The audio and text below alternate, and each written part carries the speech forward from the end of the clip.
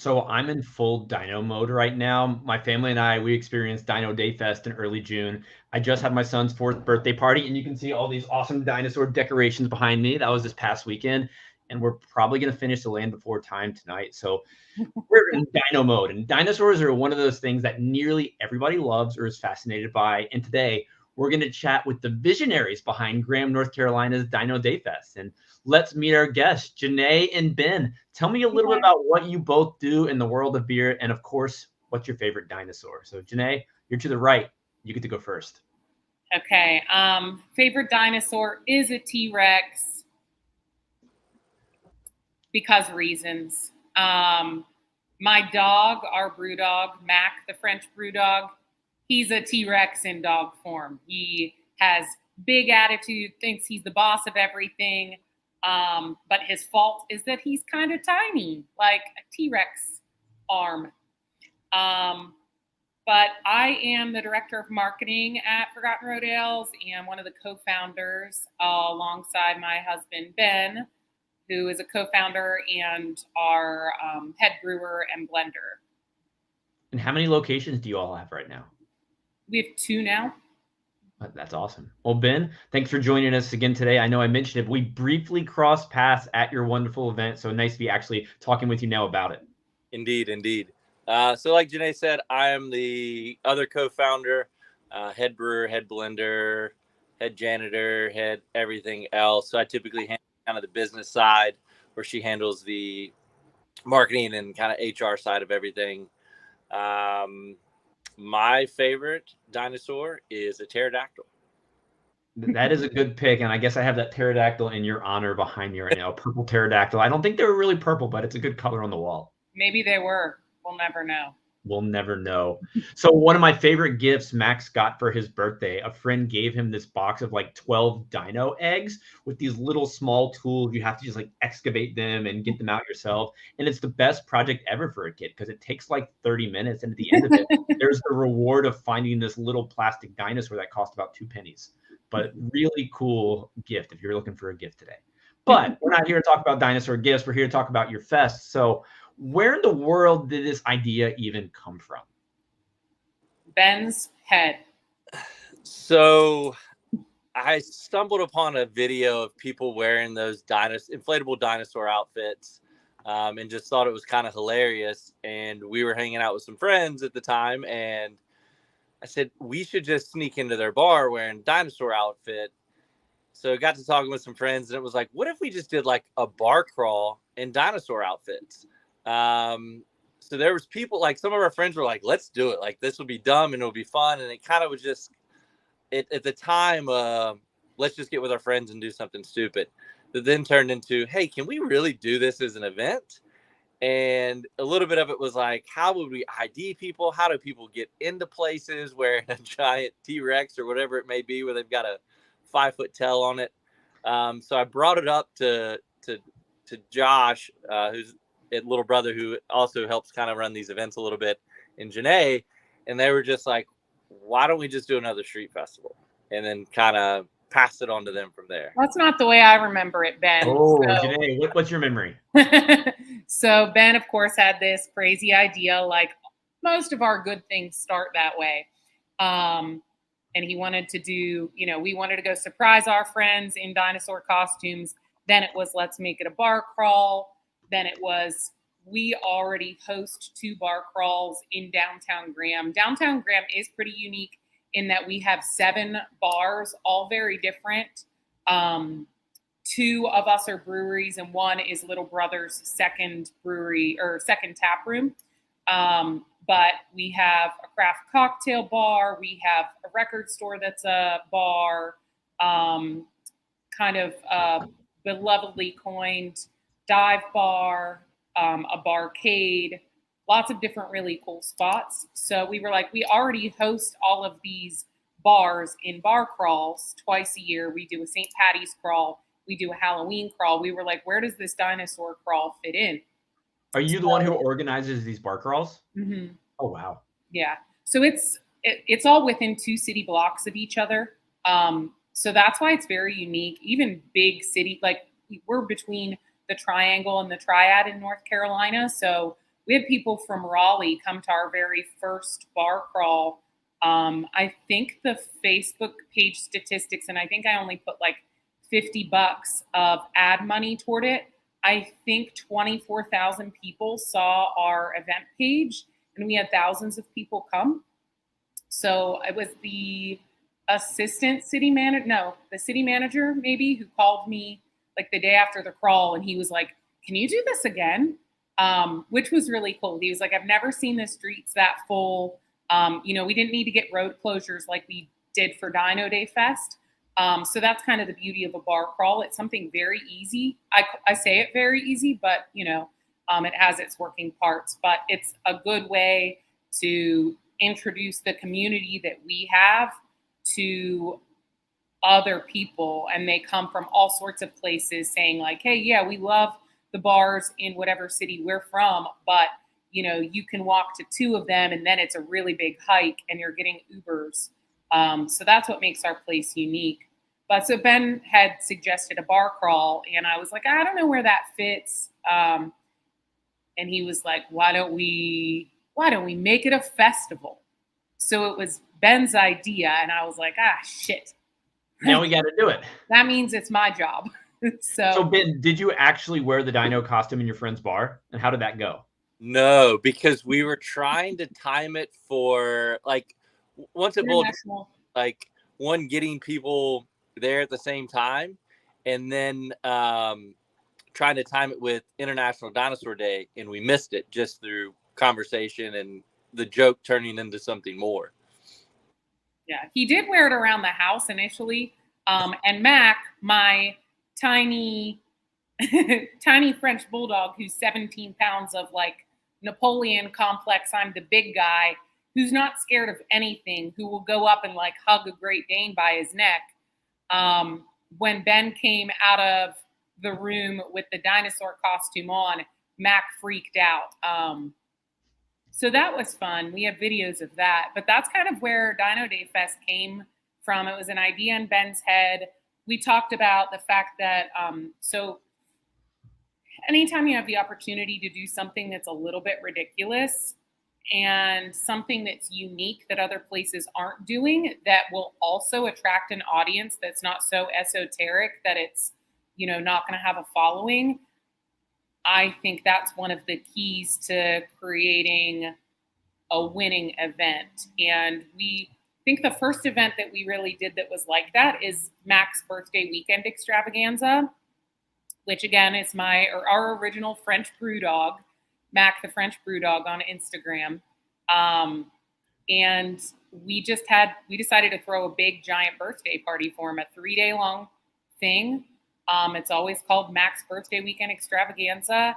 We have special guests that are his mom and his dad, his dog mom and his dog dad, siblings from both of the litters, his best friends. This year, the foster French bulldog that we just found a home for, he's going to be one of the special guests of honor. That's always in September at the end of the year. But we started with that big thing, and it ended on a Sunday with a puppy pool party was the theme for that day. So we're no strangers to ridiculousness, where we would have for my pet dog a birthday party where he receives more cards and presents than I do as a human, because he's so beloved from the following that we have at the brewery. So it wasn't unlike that. And I think that's where the fun came to be, because we were like, we have Mac's Birthday Weekend Extravaganza. We have a 5-foot tall cutout of him with his birthday cake that we change the number on the candle every year.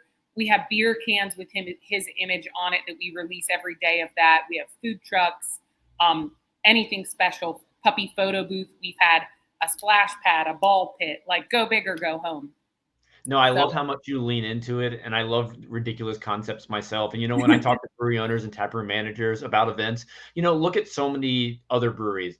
You get in the same repetition of the same events. You've got trivia, karaoke, XYZ, ABC, whatever it may be, market. It's a lot of repetition there. So I really encourage, take that one weekend, take that Tuesday night, just try something completely ridiculous. Because worst case, you've got the same regulars there, and so be it. But maybe you have Mac's Birthday Extravaganza and you're like, oh, wow. people actually love this and we can do it every year now. And then it becomes a thing. So I guess my question for you both is, when you had this crazy idea for Dino Fest, which, I'll agree, I just love the concept when you say it out loud, but what went into the planning process to, could this actually work? What were the considerations that you had to think about and the evaluations you did to see if this could actually be a full scale event you did in the street? Ben? I think luckily for us, we had already done we do an Oktoberfest. We call it Gramtoberfest on the same street. So the biggest thing is, all right, normally it's, will the city let us do it? We knew the city was most likely going to let us do it, to close down a street and have alcohol on the street, because it's written in kind of the bylaws of what we do and what is required from the city.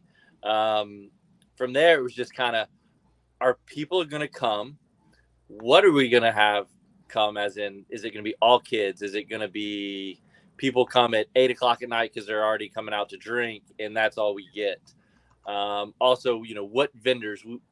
Janée does a great job of getting food trucks in and out of here.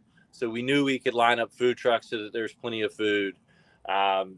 Same thing for beer. It was just, what can we do to help draw attention? And for that case, I think Janée actually has a can of it beside her. We decided to team up with Little Brother and do a Fruity Pebbles inspired beer, because of course it's got dinosaurs on it and everything else. Can you please explain what I'm looking at on the label for anyone just listening? So that is, the biscuit is the gray one. I can't tell what dinosaur that is. No, Ben, come on, you can't. She's a Triceratops. Oh, sorry. Well, the glare hits it funny.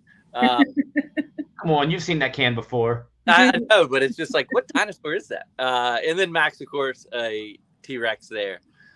So with that, we just were like, how do we...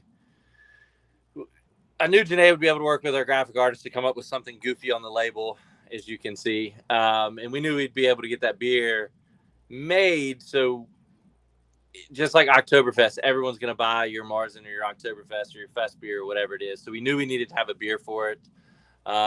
We knew we needed to have some sort of dinosaur themed stuff, to where it's, where do you buy dinosaurs or rent dinosaurs? So of course we had to quickly look at that and kind of figure out what was going to go on, to be able to have more than just us standing there wearing a dinosaur t-shirt saying, here's our dinosaur day. It sounds like you didn't do a lot of validation of the concept. You just knew that a Dino Day Fest would work in Grand based off your prior, street parties and your audience. Is that fair to assume? So I did look up to see if there were any such festivals. It was very clear that people like to go to dinosaur themed things, like some museums, or I don't know if it's necessarily children's museums, but there is such a thing as those traveling animatronic dinosaur shows, if you will. And I think the cool thing about dinosaurs is that they do have the capacity to captivate a wide range, a big audience, because who doesn't like dinosaurs? So for us, it was, does something like this exist? Is this something that is exciting to a lot of people? And is it something that we can make substantial enough or give it enough value that it actually is what it says it is? And it's not just, well, we have a dinosaur themed beer, or, people were wearing dinosaur costumes. Like, you have to really add value in any capacity. It has to be immersive. Yes, for sure.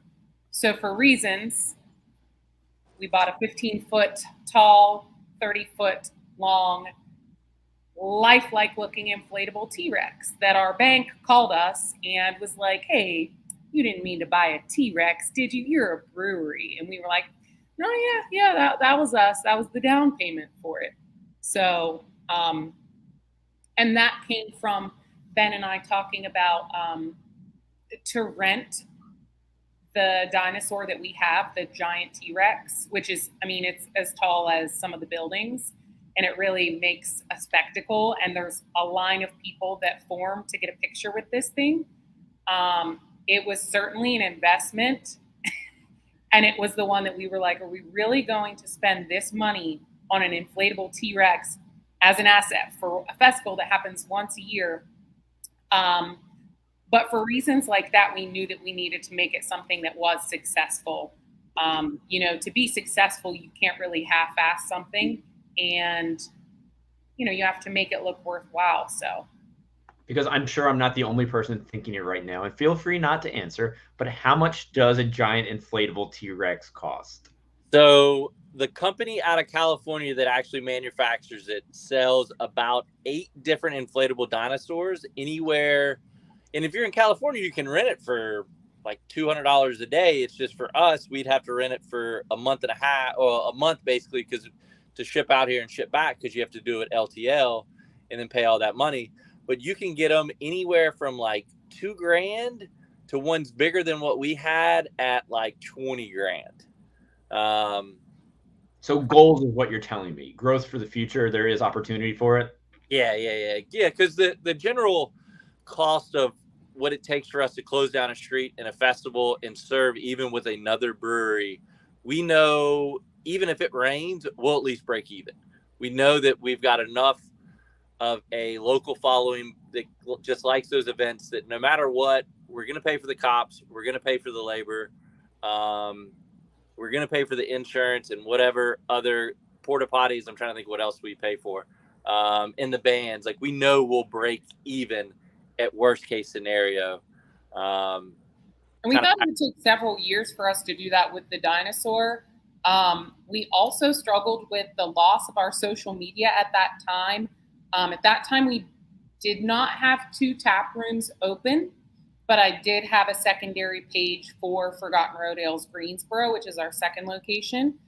I opted into the metaverse, and big mistake. So we were about a month and a half constantly fighting no on at Facebook to get access to our social media back. So the visibility that we had for event pages, where like for the first bar crawl, we could have accomplished getting tens of thousands of people to see that page, we didn't have. So we had to find other ways to make that event a success. Despite all of those challenges, we still broke even and actually made a little bit on top of that the first year with paying for that dinosaur. Well, that's amazing, and congratulations. Now, I want to dive a little bit deeper into the target market, because obviously everybody really likes dinosaurs, but you can't just say, well, everybody's going to come to our street party. So how do you target your messaging to get the people you think will be willing to come? Yeah. And who are they? Yeah, so we had several different targeted ads. I like specifically targeting different audiences when our events can cover kind of a different realm of people. So number one, beer drinkers, beer festival attendees. I read an article recently that was kind of about the death of beer festivals, and although they're fun and they're things we used to enjoy going to, there are so many breweries out there these days that beer alone isn't really enough. But basically, this was a festival put on by us and co-hosted by Little Brother Brewing, and kind of vice versa for Gramtoberfest. Little Brother kind of hosts that, and we're more in a support role. We definitely have our basket of things that we do. Like Josh from Little Brother covers the musics and the bands more. I have good contacts with vendors. So does Josh.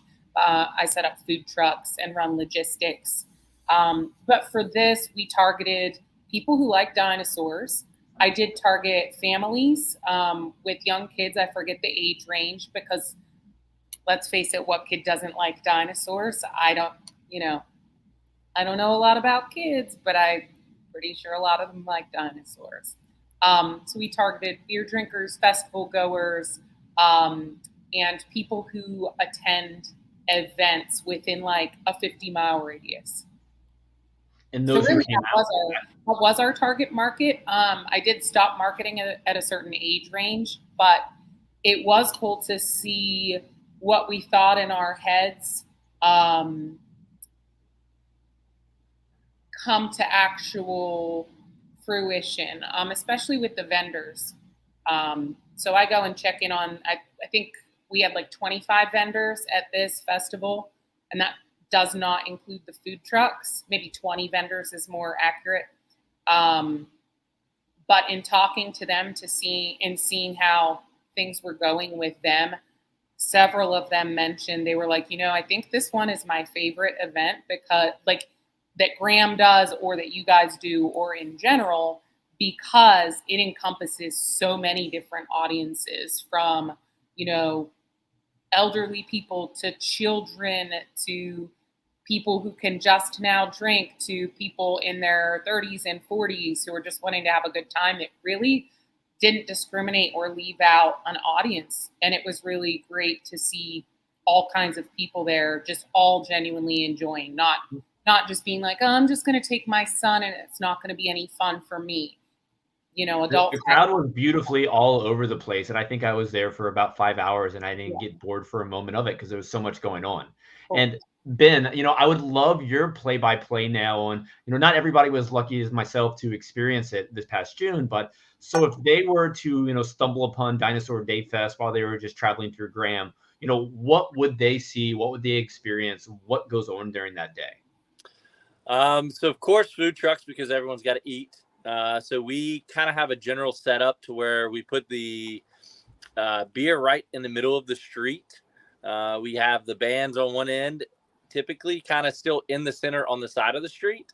And then just vendors all through both sides of the street. So the street's probably not even maybe a 1/10 of a mile long. So kind of just your standard city block. But as they kind of get in through the barricades and find a little bit of parking, because where that's at, you got to walk a block to park, which people don't always like to do. But they would run up upon vendors either doing like tie-dye t-shirts with the logo on it. So we work with a vendor at both of our locations that does like sip and paint classes for all the breweries kind of locally.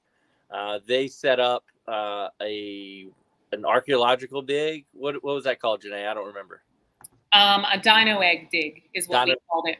Yeah. So something that they could kind of paint. The first year we didn't have her out this year because she had some other stuff tied up. But we had a local art studio coming out to be able to paint dinosaurs. And the first year, I think she sold everything in the first like hour and a half. We also, and it kind of depends on everyone's schedule, but you have a chance of seeing what looks like a real dinosaur, as in being the lizards or iguanas, or I don't remember what the zoo brings. The zoo.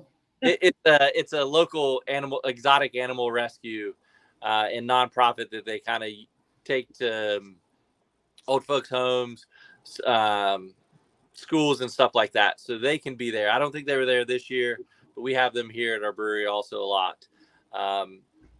Just normal craft vendors that kind of focus some of their stuff toward dinosaurs. There's a couple of people that make glass or clay. This year we also just had a local glass blower because of, well, a lot of people use THC and CBD products, to where we have a regular customer that does some amazing glass work, to where you might not normally think you would see that, but then again, him advertising on his own thing gets those people out there, gives them another reason to come out. But just overall, just a lot of small dinosaurs here, there, and everywhere, because of course, right in the center of the street, we set up our Terry the T-Rex. This year, we got lucky enough to have So this year I planned a little surprise. It really was less my doing and more some of my target marketing. Or actually, no, it wasn't even that. It's a vendor, a live musician that we host in our Greensboro spot, who mentioned Dino Day Fest to these few guys. and they were like, how do we get in? So they shot me a message via Rosie the Raptor on Instagram. And they said, hey, would love to come to Dino Day Fest. And I looked at it and I was like, holy shit. How did we get this lucky that they found us somehow and that they want to come? So I guess it's not really animatronic. It is a human worn costume. It has fans and all kinds of other things in it that make it very complex. They have to have basically like a clothing rack that holds up the costume that the person has to like crawl inside and get prepared beforehand. It's not terribly simple, but it is the version that Universal Studios uses. From what they had told me, it's very realistic looking. So we had a special appearance by Rosie the Raptor. We do have a festival MC, which was a great addition to really tie things together. It's a friend we know who's in the craft beer community, Mike Lowe, and he has a business where he does DJing and hosting. He's actually a former cheerleader, and he travels nationally to announce for cheer events. So he's really talented, and we're very lucky that we know him and that he wanted to do something like this. He did a great job. He definitely kept the information out there so everybody knew what was going on at any moment. Yeah. But we got him to announce Rosie the Raptor as, like an escape from a local dinosaur research facility. And there were children screaming, grown adults screaming. People were like all but running to the point where Rosie the Raptor was coming out. The kids were running. Oh, no, there were adults running. I have video proof. Well, no, I'm just saying the kids were running. The kids were running. Yeah. That's fantastic on a lot of different levels. So, kind of going back to the run of show, you talked a little bit about your vendors, the food trucks, the musicians. Ben, you also have some activities that happen during the day to keep people engaged. So we work with a local restaurant that loves this portion because they're an amazing Texas-style barbecue, Steve Smokehouse. And we're good friends with the owners there and their brother. And we have them make us a ton of dino nuggets to do a dinosaur nugget eating contest. Because who doesn't love watching people shove food into their mouth, especially when they're small dino nuggets that really people just want the competition to end so they get a free snack. So this year, I think the winning was 25 nuggets in 4 minutes. Which I feel one day someone's going to hit like a 60 mark, but they are rather dry because they warmer and some other stuff. So it throws a little wrench there for people to just kind of not realize what they're getting into. Andrew was going to enter the competition, but his wife was like, bro, you're not going to be hungry for dinner. I know, that's what she said. We went to Steve's firsthand. We had an awesome meal, but I wasn't allowed to enter the competition. But I did enter the one where you take my hands like a T-Rex, and I had to run down the street. I didn't do too hot, though. And that one's kind of been an evolution of a game to try to make it as fun, really more fun for the audience and the people doing it, of just trying to say, how do we do this? So this year, you probably had to run a good 100 yards with the beer. It was you and a partner. We Velcro your hands up so it's a T-Rex relay, so you can't really do anything but this. Once you run down your 100 yards and come back, you have to pour it into your partner's glass. They have to run down and get back. And this year we timed it. I think we gave like 2 minutes a person, which you think is an eternity, but we had a lot of people that actually didn't finish, which is perfect because you have to hustle. So the idea is to get you to spill as much beer, but in the same breath, have as much beer. And then, of course, if you tie, we had a split-second decision year one because we also had a super close, we made it a tie to where you had to chug the beer. And it was just one of those, oh, wait, this is our tiebreaker. This will work. We try not to do any chugging events because in the same breath, we don't want to advertise binge drinking, but in that case people are normally okay with it, and it's normally the only beers you see chugged for that, or even when we do our Grahamtoberfest. I don't remember I feel like someone had to chug a beer there for something for a tiebreaker, but maybe not. Maybe for a tiebreaker, it was an impromptu thing. I do have this picture. I don't know how well it's going to come through on the camera with a little bit of, there is. I do see a familiar face there. And I will say that I went for time, not saving as much beer, and that was my mistake. This year it became a good combination of the two. The first year it was really take your time. We don't have a time limit. Because we didn't want people to injure themselves with running. This year, I think, was a better, I think this year I liked this year's version better, where it was kind of time and speed.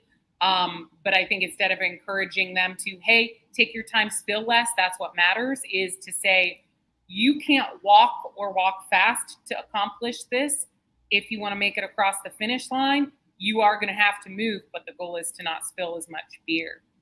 No, I like it. No, I love what you've created, because as you mentioned both early on, it's not just we're brewing a dino beer and having a giant dinosaur. There's so much more going on to this Dino Day Fest. Yeah. Why is it important for you all, into the success of the overall event, to have these little touches that people can get involved, they can take pictures, they can remember? Why does that, and how does that contribute to the overall success? Really, it's if people have expectations regardless. So if you're going to call a festival a dinosaur festival, dinosaurs are something that's larger than life. For that reason, that's why Ben and I decided we needed to buy that T-Rex. We said, we can't have a dinosaur festival and not have something that is larger than life that people can kind of be in awe of. But I'm sorry. I lost my you hit it. You have just so many little touches that have kind of come together for the bigger picture. But, it comes together for a beautiful big picture of Dino Day Fest, but there's so many little moving parts that go on. What would you say, for both of you, are the skills most important to successfully produce an event like this? I really think thinking outside of the box. I think putting your hooks into something that people already have an attraction to. It doesn't have to be dinosaurs. It can be dogs, like the dogs that show up to Mac's birthday weekend extravaganza. I mean, it's literally like Mac is a celebrity, and just dogs come out of the woodwork, and all of his Frenchie friends, his Frenchie family, every dog customer that we have. You think of things that people like, the things that people like who come into your tap room. Maybe you're a farm brewery and you have goats, and you can, make something out of that. I know places do goat yoga, but I mean, you can think bigger and just make something a bit of a spectacle. I think the more it feels like a spectacle and the more small value you add to that, the better it makes people feel about everything. For instance, for us, the first year we had a vegan truck. And this year we had a vegan truck too. They just had to leave earlier. They had a prior commitment, so we had known that. But I wanted to market the food trucks as an herbivores versus carnivores battle, like a food truck battle, herbivores versus carnivores, who will win? The truth is, no one gave a shit who wins. It's literally just saying that and having it add value and having people be like, oh, cool, like this really is a dinosaur event. Encouraging the vendors to make dinosaur things. We have a local pottery crafter that we work with who's very talented, and she teaches classes. One of her students actually just happens to make dinosaurs out of clay, and he had them for sale at her booth at the festival. And I walked up and I was in awe and wonderment, which is very cool to just see, like, wow, this is how seriously you took it. We had a local vendor who's an amazing baker, and she made like dinosaur skeleton cookies. And our friends from Painted Grape, we work with them a lot, and they add a lot of value to our festivals. So he does a tie-dye station for the branded t-shirts that we produce. This year we gave that all to him and said, you can produce this. Here's our logo, the Dino Day Fest logo with the brew dogs on it. and like have a tie-dye station, do face painting there, because that amplifies their brand and adds value for them. Anything dinosaur related. When we did the contest, we said, what can we do that's a contest that actually activates the crowd and brings people together rather than just come and hang out, there will be dinosaurs. The live music really helps to engage people as well. Our MC helps to engage people and tie everything together. It's a lot of little things coming together, and just, again, thinking outside the box, thinking about ridiculous things and then saying, okay, what does that actually look like? How can we pull that off? When we thought of a T-Rex arm relay, we were like, well, how can we make it so that people have their arms like this? What do we do? Did you practice at home? No. Someone quick to answer. No, no, swear. I did. We quickly just was like, we'll just get Velcro and do it. And like Velcro straps. Josh, I think, cut them ahead of time both years. This year we had to get some more because we didn't have it from last year. But he basically just put it around himself and said, okay, yeah, this will work. And we just kind of went with it. He sent a picture of it on maybe him or his wife. Yeah, it wasn't, it didn't take a lot of thinking. It was just, we need it to look like this. We don't need to overcomplicate it. Let's not overthink this. But kind of the day of event, or for the execution, the marketing, I think, is a key piece, and just making sure that for us, it's multiple breweries doing this. So it's keeping the information kind of the same going out there. And even though both have the access to the Facebook event, kind of one key person putting that stuff out there. And the same thing for the day of the event, at least one person, if not two people, their main task is just making sure everything's running. If a question needs answered, if the MC's got something, making sure that he's got the information that he needs, that vendors, have water because it was hotter than crap out there this year. Making sure that the chicken nuggets get there, making sure that we are set up for the dinosaur events, and not having that, there's been events where one of us was kind of doing that, but in the same breath we were pouring beer, towards it runs a whole lot smoother if you've got a person or two people that just kind of are making sure the event is running, and that is their main focus. Not, okay, I'm going to hang out here, we set this up, someone's going to set the table up, and I'm going to sit back and have a beer and watch this, kind of like you see at a beer festival, because a beer festival really runs itself because all those breweries are just pouring for themselves. Versus these events, you kind of need at least one, if not 2 or 3 people, depending on the size, just making sure everything is being done. The streets being kept clean, the trash is being moved if it's full. For us, we're lucky enough to be able to rent trash cans from the city, and then they pick them up. But we get 12 or 14 trash cans, and you may have 3 that don't get filled at all, and the other one's overflowing. Well, if the first thing you walk in from Court Square is a trash can overflowing everywhere, you immediately think differently of this event, because you're either going to think there's a bunch of drunk people and they don't care, or they don't even have enough trash cans. It's one of those things of just kind of keeping things in order. You need a person, or at least a duo, doing that, I think. Ben, I agree with you. Board in a timeline. In my past life, I ran large scale events, and you never want to get stuck pouring beer, stuck where you can't help someone who might need you. And Ben, you mentioned a couple of really interesting things. You mentioned you're making sure your vendors have water, making sure trash isn't overflowing. When you're planning for the event, are you assigning these tasks to team members, or how are you even thinking about these little things that, as you noted, make a really big difference? Were they things you've learned from year one, or how did you kind of have that person who's going to oversee even these small aspects? For us, we typically it's normally me and Josh, and then kind of there, and our whole thing is doing all we can to just be able to do those events.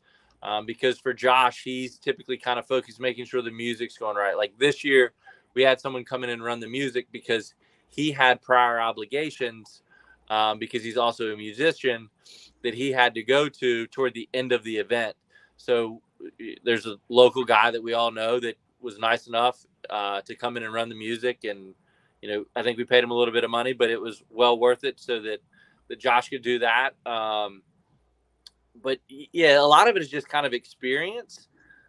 Thinking through my time in the service, there's, you learn to plan missions and stuff like that. So it's just thinking through the process of what's going on. And it's also just being observant. Like this year, I bring up water because we didn't think of it. Like normally we have water for the events, and both breweries have that either for sale or for free.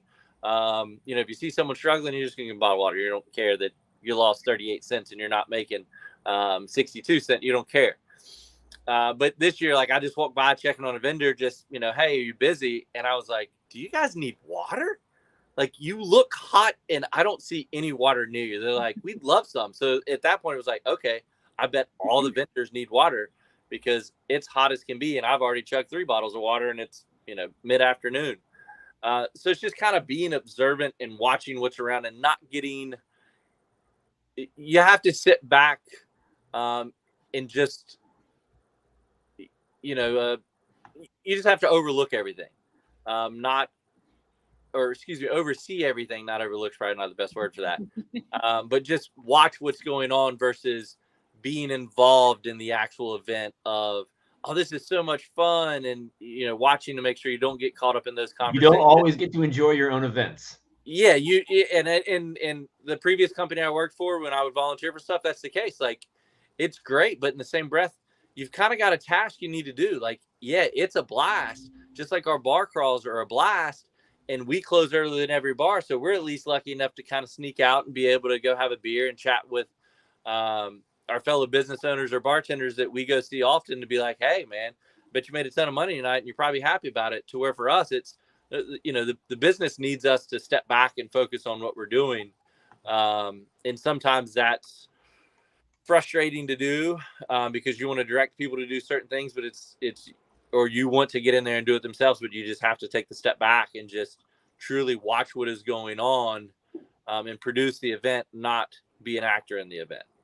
I think one of the most important things I learned, I did do event marketing with, I worked for Sheets. Ben worked for Sheets. I love Sheets.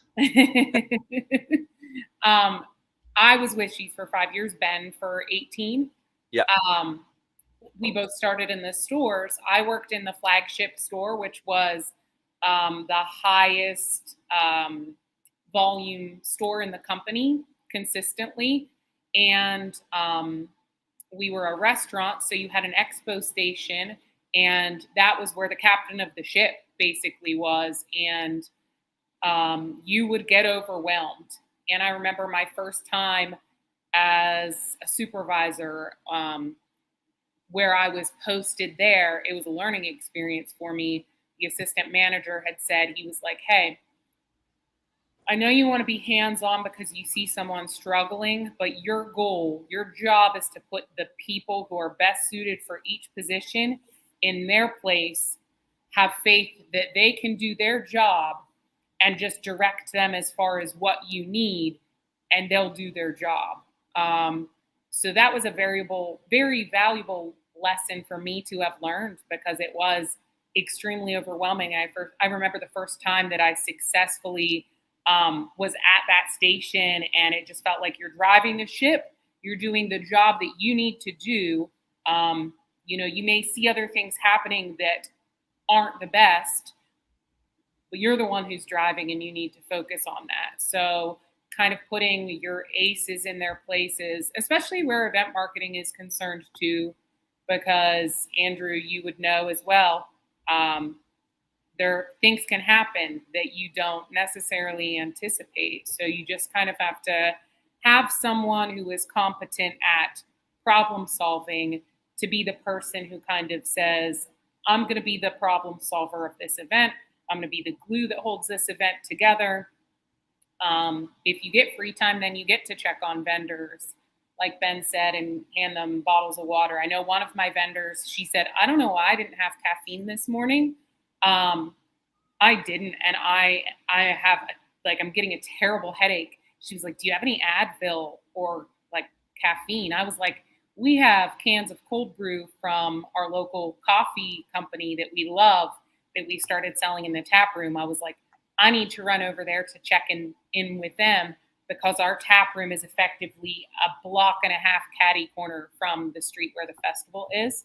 So I came here and grabbed a can of cold brew because I was already coming over here, maybe to get change or something like that. So also having people who are, who are best equipped at their job. Ben usually is the one who is at our booth pouring the beer, while one of our team members is taking money, and we have backup there. If we're fortunate enough to have more team members there, we have 2 people here at the bar. It gets really busy. I have to have a runner. We switch to plastic cups at our bar because it gets to be overwhelming. Just little things that going to festivals and observing or being parts of them, all of that knowledge is helpful. All of those event planning and thinking about what could go wrong, or like what would the perception be, where we were talking about like a beer chugging contest. And we were like, maybe that's not in the best light. Like we want to appear as responsible. The local police know that that's true of us. And, they know we're not going to be the cause of a problem. We're going to help solve a problem. But, what the public thinks is important. Yeah, I think we typically we like making the money from the events because they are our biggest days of the year. And that's side by side with another brewery. I mean, they produce a lot of money, which also is a lot of tax revenue locally. But really the biggest thing for us is marketing. This is a new way to get people in. It's a new way to remind people that we're here. It's a way to get a customer that maybe someone doesn't drink, but they came out with their kids and now they're okay, or they're going to still tell their friends, to where, with the bar crawl that we did, it's kind of the same advertising that we do. And that one's a little less organized because it's spread out over multiple businesses. Doesn't need to be. But it's, it just gets, we always just continue to hear people, oh, I found you guys because I came to the bar crawl. Found you guys because I came to Dino Day. So for us, it's really better marketing than it is better money. No, I love that. It's all about expanding your audience. And, as part of the event, you have the shirts, you have the massive dinosaur, you have so many, for lack of a better way to put it, like Instagrammable moments. Totally. How does that help you? I don't use Instagram, Janée. It's immeasurable.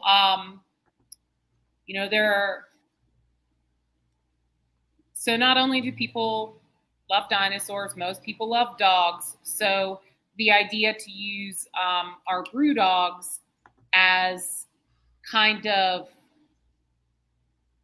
the mascots, if you will.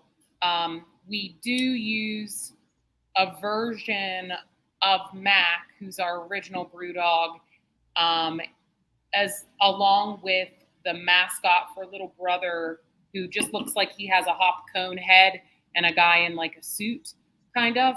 So they're in a logo that a different graphic designer makes for Gramtoberfest.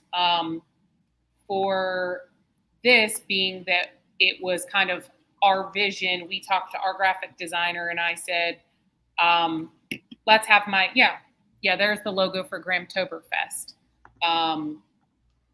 So that depiction of Mac isn't like on point because it's not our graphic designer, who she's fantastic and I obsess over my dogs, and she's a dog lover too.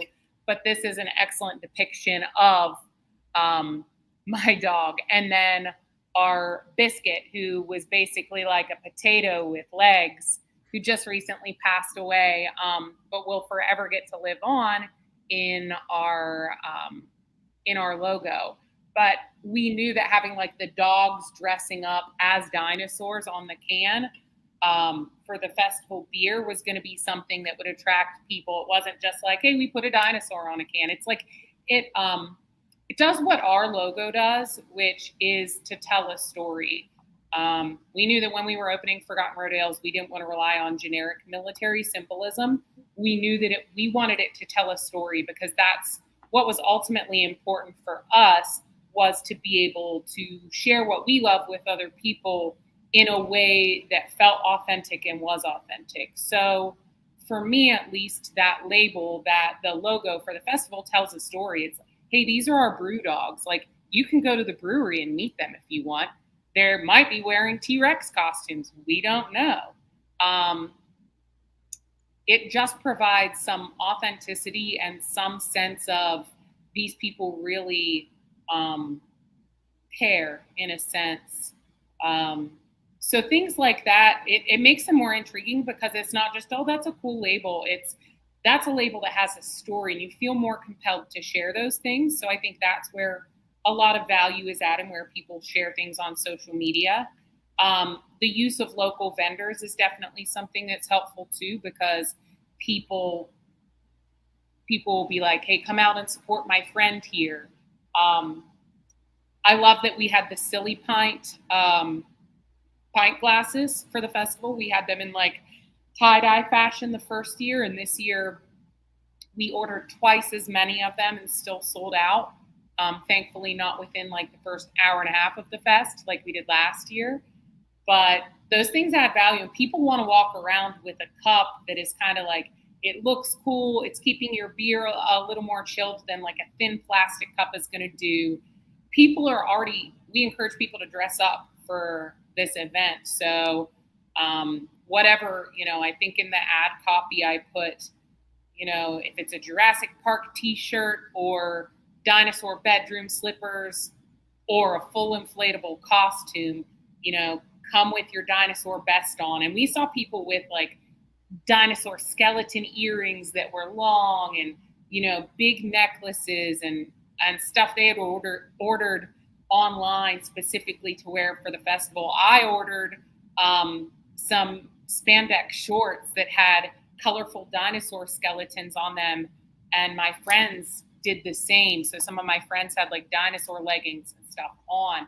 So it's already something that my computer says my battery's low. So I'll just hit pause and plug it in really quick before I just die on you guys.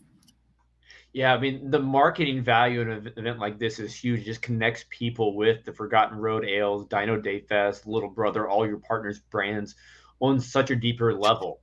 And, while on the marketing side of things, often it's hard to measure a lot of the success there. I mean, it's obviously great that people are taking these photos, but can you predict the future sales that these customers might have? It may be a little difficult. But Ben, from your perspective, like, how do you measure the success of a Dino Day Fest? That we didn't lose money. I mean, honestly, we know some of the matrix when it comes to social media marketing and carry through. We know there's really not a good metrics to go off of. It's just like I go to the farmer's market and sell whenever I have a Saturday free in our Greensboro location, because we have a regional farmer's market that gets 8,000 to 13,000 people on it on a Saturday. You can't beat it for $45. We judge the success that I make enough money to pay for that event, as in the $45, the $20 in ice, and the $10 in gas. And as long as people talk about it when they come in the tap room, we know it's a success. So we get tons of people coming in for Dino Day afterwards. It was great. For us, we've built a following around that beer. So we know, like this year we made twice as much beer, to where we didn't sell as much of the beer at the event this year as we did the previous year. But we sold the cans faster, and we still had twice as many this year. It's the only beer that we make that people literally will buy by the case. So for us, we'll literally have people that don't come in. They're not regulars. Like we know them because they're regulars to town, that will come by every couple months. Hey, is Dino Fest still going to happen?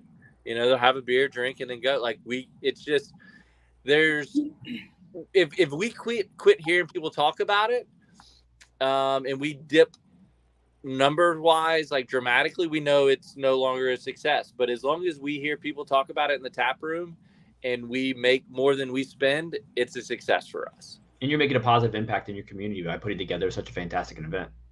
We feel that way. So looking to your, it's also fun for our team members. I think, hopefully, it's a great money-making day. So on top of the good wages that we pay our staff, they're raking in a lot of tips. And then you kind of just get to have fun. Like one of our part-timers, Maria, was at the festival just for a few hours working for us. And I asked her at one point, because I hadn't planned to get a new dog after Biscuit had passed away until after, look at Ben's face, judgy. I hadn't planned to get another dog after Biscuit had passed in April. I literally, in my head, I was like, after Mac's birthday weekend extravaganza, that's like the last big event of the year. Then I'll start looking for a dog. But another dog found me, and Biscuit sent her to me. And her name is Brûlée. I didn't even name her that. She's a rescue dog, and she's amazing. I hadn't planned to have her during Dino Day Fest, and I did. So we have kind of a luxury condo crate, if you will, behind the bar where the brew dogs will stay. So I had her behind the bar. And at one point, I was texting Steve, our taproom manager, who was manning the ship here and making sure everything had run smoothly. It's the first time I had been without Brûlée, but Brûlée had Mac here.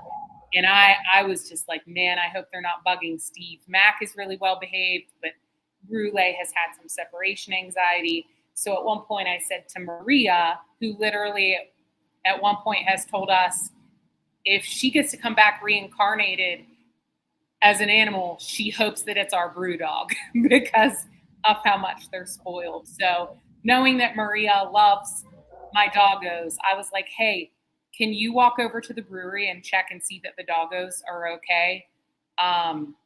So it's a fun thing, hopefully, for them. And it's just something a little out of the norm. It's not just, I think that's when a lot of people have fun too, is it's not their regular thing. Our MC had said that about him, hosting the event. He was like, the stuff that I do, I love it, but this is something different and it's fun. So I think repetition can be boring sometimes. It's nice that you used to keep saying, think outside the box. Yeah. So what's next for Dino Day Fest? Any big plans for year 3 that you're able to reveal? Ben, do you have anything in your head? And Ben, you're on mute. Sorry. Not yet, but in the same breath, I've been focused on looking at some other stuff of aspects of our business around a possible third location to where, like, once we hit closer to like December and we're a little bit in the slow season and where then my brain just starts to go everywhere, we'll probably look at something to either add dinosaur wise or even event wise. Yeah. I'd like to add some assets if the bank, looks like we can add some assets and what kind of assets we can add. And there are some things I want to fine tune as well. I think it's a festival, so it's not going to be always a well-oiled machine. I think it went off really, really well this year. But I think you just always have an opportunity to say, well, this did well, so why don't we add this to it? So I think it'll be more, I think we'll have more things that we kind of think about as this year kind of comes to a close, and then we start looking forward to that. So, and we gain inspiration from others too. Sometimes you can gain inspiration from anything, really. So after the press, do you sit down with your team, just kind of like debrief and say, okay, this went awesome. Oh, this was a little rough. What does that feedback loop look like? So usually what we end up doing, it's kind of a non-official thing. But because we do have 6 other local bars right around us, afterward, it kind of, the atmosphere feels sort of celebratory. It feels like, wow, we accomplished that. That's cool. Like, it's just kind of a group think, kind of like, wow, that was awesome. And we have friends that help us too. So, you know, on top of our team that we have here, we have friends who are like, I'll help lend a hand. Ruben, our unofficial intern, always lends a hand.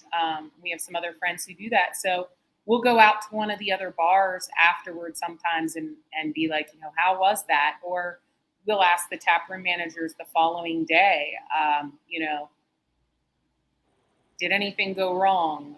Like one year I actually did have to call the police. It's funny because the police's recollection of things is, no, they've never caused an issue. It's great that we have a good rapport with them as far as being responsible goes. But one year someone had too much alcohol. They're bouncing from location to location. They came here and said that they were drunk. And I said, and it was actually someone who had owned a bar before. And I said, you know, I can't serve you. She was belligerent. And I was like, let me find a way home for you. So there are things like that occasionally happen that, you know, you go over with your team. At that point in time, that was the first year of the festival. I had called Ben or whoever was over there. And I said, hey, FYI, if you see this person over there, don't give them any beer, just avoid confrontation. So there is some communication going on through the festival, but then kind of to analyze things afterward, you know, we have a management meeting that we have once every other week, but as like with our team members, they'll give us the feedback that they have kind of naturally. No, thanks for sharing all that. Now you've taken this concept that you've gotten so well oiled from Dino Day Fest, and you have the upcoming CBP Summer Shindig. Say that 3 times really fast. I'm not going to even try. Can't make. Talk to me about the other events you've kind of started doing because you've seen the success of this style. So, I mean, Mac's birthday weekend extravaganza was definitely the start of the crazy, ridiculous, like, let's make everything about this one thing that lots of people like. And, you know, a lot of people want to throw a birthday for their dog, and some of them get to do so. And we get to have the biggest party I've ever known for a dog, which is really, and again, like, he gets fucking birthday cards and presents, like, more than me. So that was kind of the start of it. Dino Day Fest was kind of the second thing. Framtoberfest was definitely Josh from Little Brother. That was his idea. And, you know, that's a thing that a lot of cities host or places host, or bars will host their own version of things like that. So that wasn't entirely unique, although we do our own spin on it. But the CBP Summer Shindig was the brainchild of Steve, who's about to kind of lurk in the background here. He's our taproom manager here and really acts more like an operations manager. So he created Bravo Seltzer Project when we got him on board in the late fall of last year. He had said, why aren't you guys doing a seltzer? And we said, we actually had tried, but, you know, we kind of just let it go. It wasn't something we had great love for. So we were like, why are we going to do it? So Steve created Bravo Seltzer Project. We worked together on a brand. He worked with Ben to create an amazing seltzer that we brew on site here through the subsidiary Bravo Seltzer Project. And at one point we were talking about, you know, July is typically a slow month for on-premise consumption. So we said, let's do something that celebrates summer. And it's going to be really hot outside. We sit on like half an acre. We have a great giant beer garden. It's literally never been packed to the max here because you almost can't do it. Our tap room, sure. It's small, but the beer garden, loads of possibilities. We add seating almost every single year. I think we have seating for about 100. And it's almost a little forest that is tucked in the back of our beer garden. We have Adirondack chairs, we have picnic tables, we have tents, we have just different levels of like where you can sit. We have blankets that you can sit on. People will bring camping chairs if there's something that's going on and they don't know if they're going to be able to actually get a seat. So it was really Ben and Steve, our taproom manager, talking, and they came to me and they were like, this is what we want to do.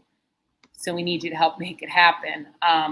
They said, we want to have a seltzer-based festival because seltzies are the easiest, most crushable drink. There's nothing about a seltzer that you're taking too seriously. There are a lot of things about beer that you can take seriously and have passion about and love. But I think we're all on the same page and we do talk about like the brand direction of certain things so that we kind of all try and stay on the same page as, where we're thinking this goes. So that it doesn't become something that is like, well, I'm not excited about this anymore because I created it for this and now it's being taken in a whole different light. But Bravo Seltzer Project was just basically created to diversify our portfolio. It's nothing that we take terribly seriously, although Ben is really good at his job. And if there were a category for seltzer in the U.S. Open, which I don't think there is there, Ben? Correct me if I'm wrong. You're on mute, by the way, before you go and answer. I don't it's not with the beer, but they may do a cider and seltzer, I think. Okay. It's a different time of year. Oh, I gotcha. We did just win 3 medals. Ben won 3 medals. Let's be real. Last week with the U.S. Open. So he's really talented, and my opinion may be biased, but he makes the best seltzer that I've ever had. So we thought seltzers, the beer garden, summer. What do you want to do in summer with a seltzer? Like you want to go by a lake or like a swimming pool. And then it was kind of like ding. And then this explosion of ridiculous ideas. It was that culminated with 7 adult inflatable swimming pools with like 4 seats each in them. 2 giant inflatable water slides. We didn't buy those. No, we did not buy them. They're not an asset yet. Ridiculous merch. Like we have Bravo Seltzer Project fanny packs, the sunglasses. We have tank tops, the logo for Seltzy Summer Shindig. You can kind of see it on here. So I love the branding. I wanted to make it something kind of Barbie related because Steve had talked and he was like, I kind of want it to feel like a little bit 80s pool party. Steve and Ben both wanted to have some Taylor Swift kind of vibes. And I nixed that shit. I was like, maybe next year, but hold your horses on the Taylor Swift. Taylor Swift events are like trivia events in tap rooms these days. Yeah. But Seltzy Summer Shindig was born as a beer garden pool party, or it somehow transmutated into one. So we have new flavors from Bravo Seltzer Project. We have 2 new sub-brands. So our original brand is very clean and has a nice carbonic bite to it, very lightly flavored. The secondary brand, the sub-brand is called The Glow. That's kind of the preface of what the beer name is. The Glow is a more fruit-forward line. And then the third and final product line / sub-brand is a smoothie seltzer called The Smoothie, and then whatever the flavors are. So we're introducing those. We have collabs that we've done with other breweries on seltzers, and then we have some seltzers from other breweries. We're going to be premiering the beer trailer that we purchased. It'll be pouring out in the beer garden. So we'll have duality of taps. So, we have 12, actually now we have 16 taps in the tap room. We'll have more accessible out in the beer garden. We'll encourage people to wear their swimsuits, flip-flops, shoes and shirts required in here. We have food trucks. merch packages. You're going all in for a complete experience. This is amazing. Yeah. I love the model you've taken and found different themes you can recreate to make it successful. I think that's kind of something we all strive for in breweries when they look for a new event to do, something that's repeatable, successful, and so well organized as what you've created. So I guess one final question for you both, because breweries and tap rooms are always looking for unique events. And, we've talked a lot about what you put into Dino Day Fest today, but if everyone listening had one takeaway from this that allowed them to better plan a future event, what would you say that they need to do right now? My thoughts are go big or go home. Like, if you have an idea, make it big. Don't just say, I'm going to do a dinosaur festival. Don't just say, I'm going to have a pool party in the beer garden and here's 3 swimming pools and just, come and sit in my fucking swimming pools. Like, go big. Think of what you can add to it. Think of the ridiculous. You can always pare it down. You can always say, that's not going to be a fit. I think that there were some ideas we had for Dino Day Fest, and some of them got nixed because we were just like, let's do outside the box. Like, think of the idea, and then the problem you have is how do we successfully execute that idea? So I think going big and making it, it doesn't have to be extravagant, but amplify it. Just take your idea and make it kind of the best you can by just adding value in every avenue that you feel you can. Good advice there. Ben, how about you? If you think it's dumb, it's probably worth doing.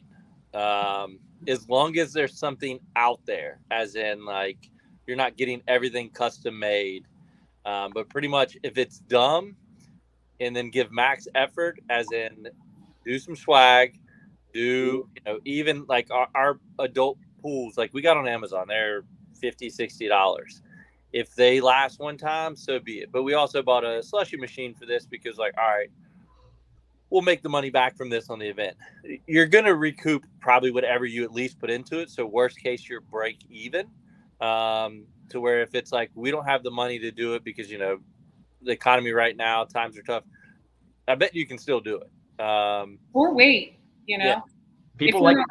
There are a few assets that we didn't acquire, and some of them were because we had gone over budget. So sticking to a budget, I think, is important in some regard too. Knowing what your ROI is going to be, knowing that you're going to have to purchase some fixed assets that you're not going to see an ROI directly from. But you can always hit pause on some things to make sure that they're the best that they can be. Or you can be like us crazy people and just throw it together really quick in, when was this idea, Ben? Actually, this was a decent amount of time planning. We had, I think, 9 weeks from the non-event planner. The time that we sat down and talked as a group was 9 weeks from the day of the event. And that's not a lot of time. That's not a lot of time. That's not a lot of time, my friend. Yeah, it's plenty of time. Okay. Well, we had one thing that we couldn't get in time. Custom plastic cups we wanted to get. And that was the only thing that was a push on time. Yeah. Because you just never know what any lead times is going to be. But that's the only snafu of like, here's what we need time-wise. I mean, if you plan it a year out, all you're going to do is overthink it. And then you're still going to wait till the last 9 weeks to order everything and do everything. So I like it. Well, you two have given amazing tips today. It's been very entertaining, very inspiring, and I hope everyone else has a few tips they can walk away with to plan better events at their brewery. So, Janée and Ben, thanks for the time today. It was awesome to come to Dino Fest, and I can't wait till next year. Yeah, Thanks. awesome. Cheers. Bye.